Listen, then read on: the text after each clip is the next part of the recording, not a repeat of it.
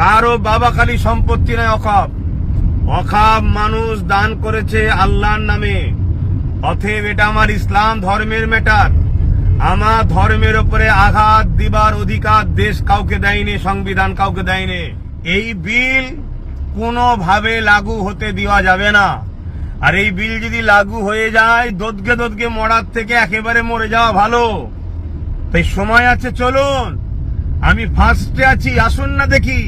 বড় দুঃখ তো এটাই, যখন তাপ লাগে তখন তো লড়ে বসতে মন যায়। আপনাদের কিছু হয়নি। অনেক গাল দিয়েছেন দাদা হুজুরের আওলাদ নবীর খানদানকে, অনেক গাল দিয়েছেন। সেই দুঃখগুলো ভুলে যায়নি, কথাগুলো ভুলে যায়নি। সেকুলারের নামে যেসব রাজনীতির দলকে ভোট দিয়ে ক্ষমতায় এনেছি, তাদেরকে একটু বলুন না লড়ে চড়ে বসতে। আজকে পুরো দেশ জুড়ে ওয়াকফ সম্পদের যে বিল যদি পাশ করে ফেলে, আমার মুসলিম কম আমি বলছি, আমরা দিশেহারা তো এমনি হয়ে আছি, আরো দিশেহারা হয়ে যাব। আসসালামু আলাইকুম ওয়া রাহমাতুল্লাহি ওয়া বারাকাতুহু। দূরে কাছে যে যেখানে আছেন, সকলের উদ্দেশ্যে একটা কথা। দেখুন, অনেকে আমায় ফোন করছে বা আমার পেজের অফিসে জানাচ্ছে যে আজকে পুরো দেশ জুড়ে, আমার মহান ভারতবর্ষে,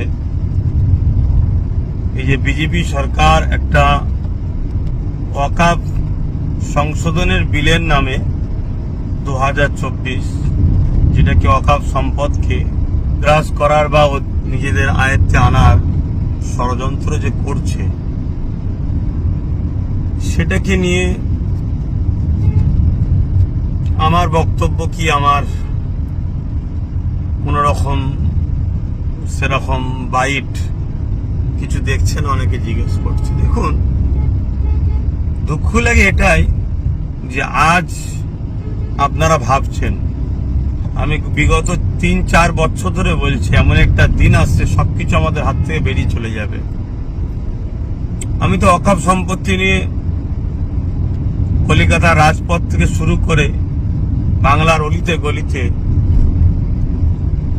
3-4 বছর ধরে আন্দোলন করছি যে ওয়াকফ সম্পত্তি এটা মুসলমানদের ব্যক্তিগত সম্পদ। এটা মানুষ দান করে মহান স্রষ্টা রব্বুল আলামিনের নামে। অতএব এটাকে কখনোই কোনো সরকারের হস্তান্তর হতে পারে না। কিন্তু আমরা বিগত দিন থেকে দেখে আসছি, প্রতিটা সরকারই যখন ক্ষমতায় আসে, ওয়াকফ সম্পত্তির কোটি কোটি টাকা তারা লুটপাট করে, সম্পদকে বিক্রি করে দেয়। তার বিরুদ্ধেও তো আন্দোলন করে আসছি। তাই আমি বারবার বলেছিলাম যে আসুন, ঐক্যবদ্ধ হন, সংগঠিত হন, নিজেদের সম্পদ নিজেরা দখল করুন, নিজেদের ধর্মীয় এটা বিষয় নিজেরা রাখুন, নিজেরা পরিচালনা করুন, নিজেরা এর তত্ত্বাবধান করুন। কিন্তু অনেকে তোমাকে গালিগালাজ করেছিলেন, অনেক সমালোচনা করেছিলেন, অনেক কিছু বলেছিলেন। হ্যাঁ, আজকে আমার বাইট দেখতে পাচ্ছেন না, কিন্তু লক্ষ লক্ষ মানুষের কাছে আমার সংগঠনের মাধ্যম দিয়ে তাদেরকে এই যে আজকে 2024 ওয়াকফ সংশোধনীয় বিলের নামে বিজেপি সরকার যে সংবিধান বিরোধী যে বিল পাস করার জন্য ঘৃণা চক্রান্ত করছে, তার বিরুদ্ধে ফুরফুরা আহলে সুন্নাত ওয়াল জামাতের লক্ষ লক্ষ যুবকরা, বাপেরা মায়েদের দ্বারা আমরা বাড়ি বাড়ি গিয়ে আমাদের সংগঠনের মাধ্যম দিয়ে ওই স্ক্যান করে, যেটা মুসলিম পার্সোনাল ল বোর্ড চেয়েছে, পাঠাবার যে ব্যবস্থা করতে বলেছে, সে কাজ অলরেডি আমাদের চলছে। বড় দুঃখ তো এটাই, যখন তাপ লাগে তখন তো লড়ে বসতে মন যায় আপনাদের। ফোন করে অনেকে সমালোচনা করছেন। হ্যাঁ, দেখুন, 3 বছর কম বেশি আগে থেকে আমি বলে আসছি, যেমন একটা দিন আসছে দিশেহারা হয়ে যাবেন, চোখের পানি নয় খুন বেরোবে। এখনো তো কিছু হয়নি। অনেক গাল দিয়েছেন দাদা হুজুরের আওলাদ নবীর খানদানকে, অনেক গাল দিয়েছেন। সেই দুঃখগুলো ভুলে যায়নি, কথাগুলো ভুলে যায়নি।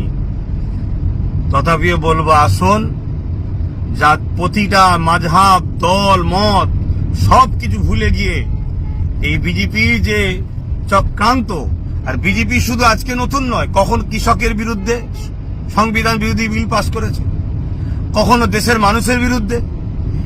এই বিজেপি নামক যে দল আজকে পুরো দেশটাকে শেষ করছে, এর বিরুদ্ধে সবাই সংগঠিত হন। এবং আমরা যে সেকুলারের নামে যেসব রাজনীতির দলকে ভোট দিয়ে ক্ষমতায় এনেছি, তাদেরকে একটু বলুন না লড়ে চড়ে বসতে, এখনো সময় আছে। কৃষক বন্ধুরা আন্দোলন করা শিখিয়েছে আমাদেরকে। উঠুন, জাগুন, লড়াইয়ের জন্য সংগঠিত হন। কারো বাবা খালি সম্পত্তি নয় অকাপ। অকাপ মানুষ দান করেছে আল্লাহর নামে। অতএব এটা আমার ইসলাম ধর্মের ম্যাটার। আমার ধর্মের উপরে আঘাত দিবার অধিকার দেশ কাউকে দেয়নি, সংবিধান কাউকে দেয়নি। সে যে পদেই বসে থাকতে পারে, সে যদি তার পদকে ভুল রাস্তায় পরিচালনা করে, তাহলে আমাদেরকেও সংবিধানকে সামনে রেখে গণতান্ত্রিক প্রক্রিয়ায় তাকে জাগানো দরকার, যেভাবে কৃষক বন্ধুরা জাগিয়েছে। তাই সংগঠিত হন, আসুন, এগিয়ে চলুন। আজকে পুরো দেশ জুড়ে অকাফ সম্পদের যে বিল যদি পাশ করে ফেলে, আমার মুসলিম কম, আমি বলছি, আমরা দিশেহারা তো এমনি হয়ে আছি, আরো দিশেহারা হয়ে যাব, কোনো অস্তিত্ব থাকবে না। আমি বলেছিলাম মসজিদে যাবেন, AK-47 লে দাঁড়িয়ে থাকবে, লাঠিলে দাঁড়িয়ে থাকবে। সেটা করতে চাইছে মসজিদ কমিটি, মাদ্রাসা কমিটি, বিভিন্ন কমিটিতে, কবরস্থান কমিটি, সব কমিটির মধ্যে সরকার তার আমলাকে নিযুক্ত করবে, সম্পদকে হস্তক্ষেপ করবে, তাদের আইনকে প্রয়োগ করাবে, আপনার ধর্মীয় স্বাধীনতা শেষ হয়ে যাবে।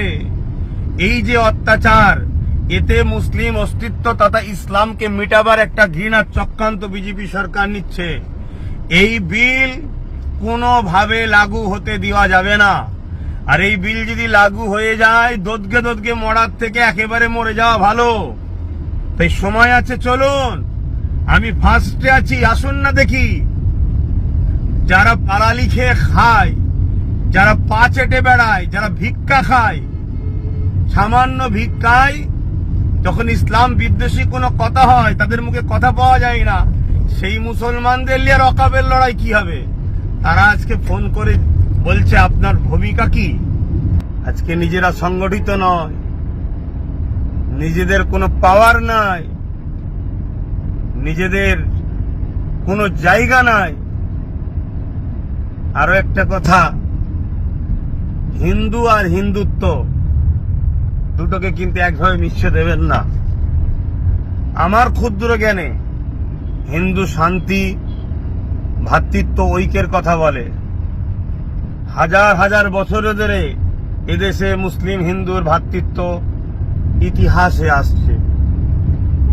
কিন্তু আজকে হিন্দুত্ব, হিন্দুর সাইনবোর্ড দিয়ে হিন্দুত্বের যে আজকে ষড়যন্ত্র, দেশকে ধ্বংস করার যে ষড়যন্ত্র, সংবিধানকে মিটিয়ে দিবার যে ষড়যন্ত্র, সেই দিকে দেশকে নিয়ে যাচ্ছে।